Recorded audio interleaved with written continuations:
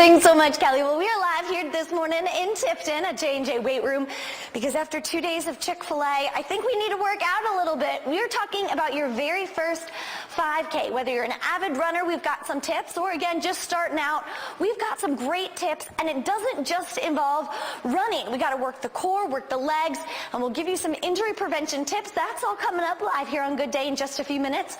First, Kelly, back over to you. We are live down here this morning in Tifton at J&J Weight Room, but we're not necessarily lifting weights this morning. Instead, we're talking running.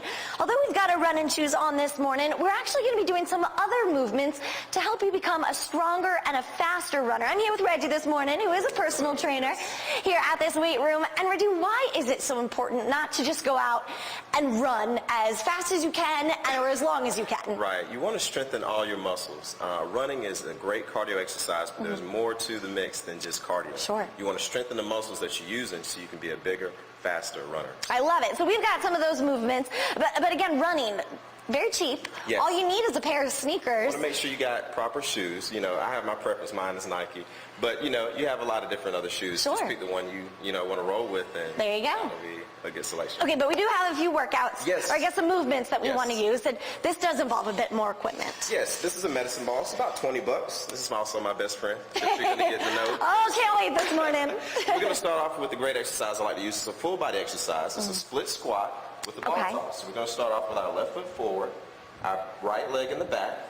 We're going to drop that back knee down and come up, down, and up. So I'm going to pass it to you. I told him I ate all that Chick-fil-A yesterday, so we need a little workout. You said left leg front. We're going to bring that back knee down. Okay. All right, and we're going to press up at the top. This is an excellent full body motion. Or how high I'm going? You want to go in your comfort zone. A lot of times you don't want to tweak the knee. Ooh, you're doing excellent. Working balance here too. Working with balance. You don't want to tweak the knee. You want to make sure your knee is right over your toe. This is an excellent exercise. We're going to add a toss now. So we're going to go down and toss up. You're really testing my balance this early. Yes. This helps with coordination. You're strengthening your quads, which is your top of your thigh, glute muscles, a little bit of hamstring. So this is an awesome exercise you can add to your arsenal. Now this is, what is it, a 6-pound ball? Yeah, this is a 6-pound ball. It comes 10, 20, so you can pick which one kind of, you know, I would like to start with the 6. It's a little bit more versatile. So I like to start with a lighter weight, then progress to a heavier. Sounds good. Yeah. Now, of course, we got to even it out. We don't want to just work our one leg, so we got to go the other side. Right foot out front. How many times? We're doing 5 here this morning. Is that just because we're on TV? That's do we want to? TV time. How many should folks be doing? I like to do like 20 or 25 to get a good run. Now, we always hear, you know, reps and squats. That's what we're doing. That's the word I'm looking for. What I would do, I would try and do work legs at least twice a week. Okay. So for the first time, I would do like 15 to 20 reps starting off. You know, so you'll do about 3 sets of this. That's awesome work. You get some upper body action as well. You want to keep your core stable.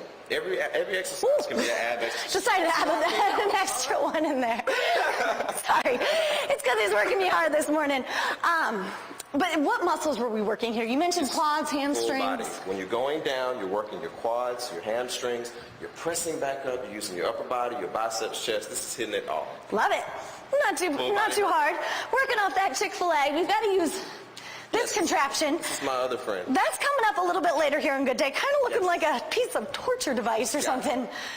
Hopefully it won't kill me too hard this morning. It is Friday, but we're working you out, getting you ready for the weekend. Chris, on over to you. Thanks so much, Carrie. Well, we are live here at the J&J Weight Room, but we're not necessarily talking weights this morning. We are talking running, but we're not on a track or we're not outside running because we are getting all those muscles that you use when you run. We're getting them ready and in shape so you can get out there and run your fastest 5K or maybe just run your very first one. Coming up, we're going to be working the core, aren't we, Reggie? Yep, work some more core. And hopefully I won't drop the medicine ball this time. That's coming up here in just a few minutes. First, Chris has a quick check of the weather. Welcome back to Good Day, everyone. We are live down here in Tifton talking about running, but we're here at a gym, so we're not necessarily getting out on a track or anything. Instead, we're working all the muscle groups that factor into running. Yes. And while we're doing this, Reggie, what is this is it going to make us stronger, faster? How is that going to translate into running? What you need to do is build your foundation, and this is where it starts. Practice makes perfect, so you want to run. You want to make sure to get out in the streets and run, but you need to lay down the groundwork as far as strengthening your muscles in your core and legs so you can be even a faster runner outside. I love it. So we worked our legs a little bit earlier. Yes. Now we're going to work our core. And this isn't just doing crunches and things like that. We got 4 chambers. We got our obliques, which is on both sides. We have our upper abs and then lower okay. abs. So we got a few exercises. I'm going to sit down here on the floor. I'll throw a ball at you.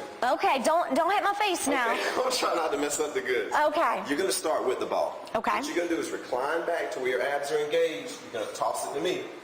Yep. So this is a great partner exercise. Whoa. Now, how high do I want to bring this ball? Do I want to come up over my head? No. Bring it just right here to my chest? Just right there. And come back. You can up the intensity, and we can make it a cardio exercise. Great. I'm hopefully not going to huff and puff on you guys. There at the... Oh, man. Good. This is 1. Now, you do need a partner for this exercise? Yes, 2. Or you can use a concrete wall. Okay. This bounces off the wall. Again, using that 6-pound medicine ball? Yes. And what part of the core... Thank goodness. I tell you.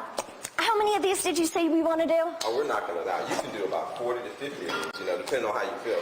Do you need to do reps, sets? How does that work? I would do about 33 times. Okay. Yeah, so you're doing good. So you're working your midsection here, and so you're also getting a great cardio exercise. Okay, sounds good. Going back to this medicine. Oh, thank you. Yes. Going back to this medicine ball here. It is 6 pounds. Yes. How do you know which size medicine ball we want to use? I would like to start off with the 6. And like I say, with anything, you want to start off with the lighter weight and then increase your weight. So you can really get a good pump when you get up to a 15 pound. Oh, wow. Then your abs are really engaged. And when you toss that ball, your upper body's being used. Yeah. So I just like to progress in weight, but start off small.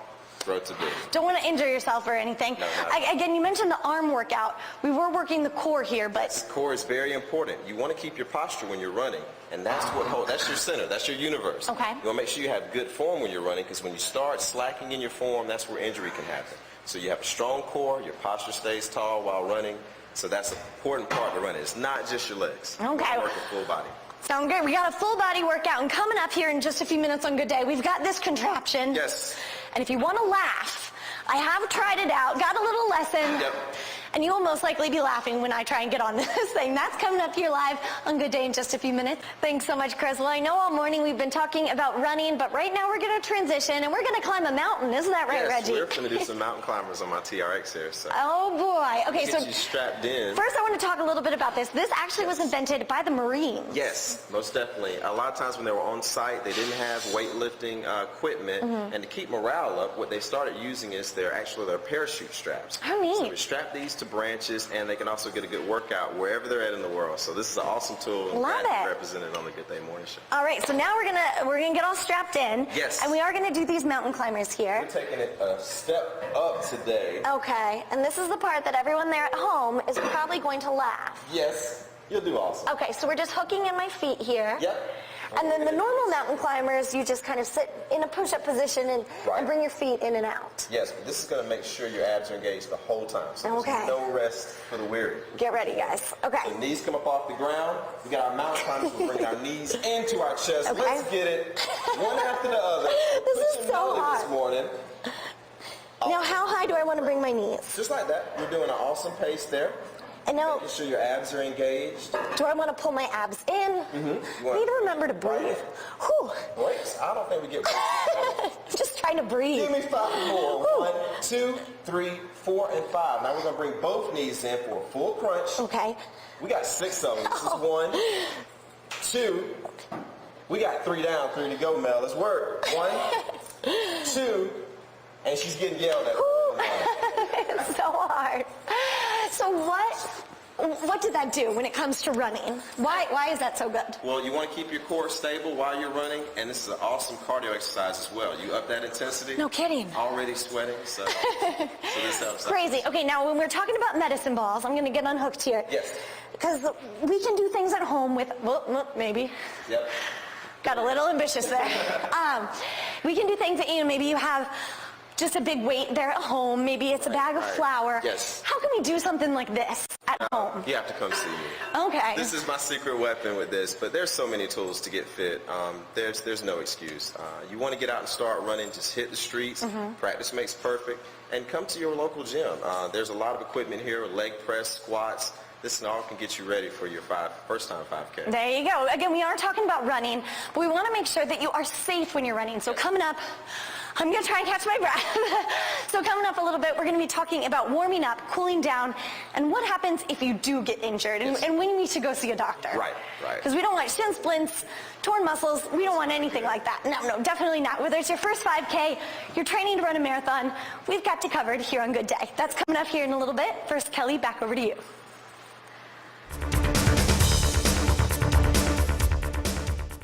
Albany boys. All right, thanks so much, Carrie. Well, we are live here at J&J Weight Room. Left the weight room and everything, but Reggie here has been getting me so fast. I'm ready for a run right now, or maybe it's just because the coffee's kicking in right now.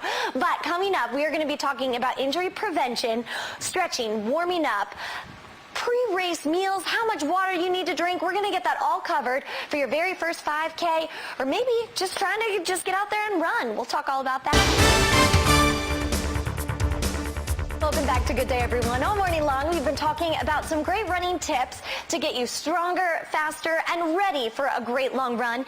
Out here this morning at the J&J Weight Room, Reggie is here with us. And Reggie, we're taking a little break from the core and the leg exercises, but we're here on these stability balls, which again just kind of goes back to working that core. Yes. All the exercises we focused on is core based. You don't want to just focus on your legs. Your core is your center. So these are excellent tools you can use to get you ready for that race day. Sounds great. Now talking about the race day, we didn't do a whole lot of stretching, warming up, cooling down, but how important is that for whether it's race day or just a regular weekday run? Stretching is so important before and after. You got static stretching where you usually are just holding a position, stretching out your leg and stuff like that. You got dynamic stretching, which is actually going through the motions. A baseball player would actually go through the swinging motions. Okay. And I like to warm people up in the climate they're going to work out in. So a lot of times it may be cooler in the mornings. You want to get out there and warm up in that environment so it doesn't kind of shock you. Okay, so maybe don't stretch out in your house before you're going out for a morning run. run. The environment you're going to be working in. Interesting. How about the cool down? The cool down, same thing. You just want to do those stretches, not more so the dynamic. You just want to stretch out, just basic static stretching. Sounds great. Now, as the morning of race day, a lot of these 5Ks, because it is, it's 5K time, weather's getting beautiful outside, but they also tend to be pretty early in the mornings. You have to register at 7:30, 8:30 in the morning, and maybe people are thinking, I don't want to eat breakfast before I go out and run. Yes, you got to fuel yourself. Your body is a machine and it has to have fuel. I would recommend a light carb snack, bagel, cream cheese, nothing too heavy, just a light snack, an hour and a half before the race. You want to make sure you're fueled up as far as hydration as well. So. And how soon do you need to start fueling up? Of course, we're supposed to drink, 8 glasses of water a day. Yeah, but race day you need to have 16 ounces of water 30 minutes to an hour before. During the race, a lot of times events, they'll have filling stations where they'll have water and even snacks available for you depending on how long you're running. So take advantage of those. Yes, do that. Usually I like to have 16 before the race, about 30 minutes. We're talking before. Ounces? Yes. Okay. And then during the race, 7 to 8. So just nice little shots of So water. make sure you're every mile when they have those little drink stations, definitely take advantage. Yes. Even if you're not thirsty at all, you want to have that fuel. Drink up. Yes. All right, now, we don't want to get injured, but sometimes it does happen. Even if you're an amazing warmer-upper, cooler-downer, you're working all the muscles, not only running, but also here in the gym as we were doing this morning. When do you need to go to the doctor? That's the first thing you need to do is go to the doctor. You need to make sure you're medically cleared to even exercise. So that's the first thing you need to do is make sure you're 100% and listen to your body. If you feel, I always encourage my clients to push themselves and go for the extra mile. Sure. But you have to listen to your body as well. You know for sure if something's not right with your knee, something doesn't feel right, you need to stop right there. Don't push yourself to the point of breaking. Now, I have worked out a few times, but that next day, or sometimes it's the 2 days afterwards, you are just so sore, your muscles are hurting, and that's because you've been working them. How do you know the difference between just, a day after muscle soreness and an actual pain from an injury? That's an excellent question. I have a lot of calls from my clients. They'll call me, Reggie, I feel like I got run over by a bus. I feel horrible. That is nothing to freak out. Okay. A lot of people, they're not used to that soreness. So it is a shock to the body. Sure. But if soreness lasts a week, okay, something's wrong, but 2-3 days, that's you just pretty gotta normal. get a workout. Yeah. Then you're doing something right. That's what that means. Yes. Well, Reggie, we appreciate all your tips. Of course, we can always get out there and run. All you need is a good pair of sneakers, but we're just helping you out a little bit to get faster, stronger, and hopefully bring down that time or run a little bit farther. Again, live here at J&J Weight Room down here in Tipton. And we appreciate you too. And on behalf of J&J's and myself, we'd like to treat you to breakfast. They got a lot of healthy options at Subway. Because you got to fuel up. Yes, you got to fuel up. Well, thank you guys so much. Yes. We're going to send it back to you guys in the studio because I got some breakfast. Yes.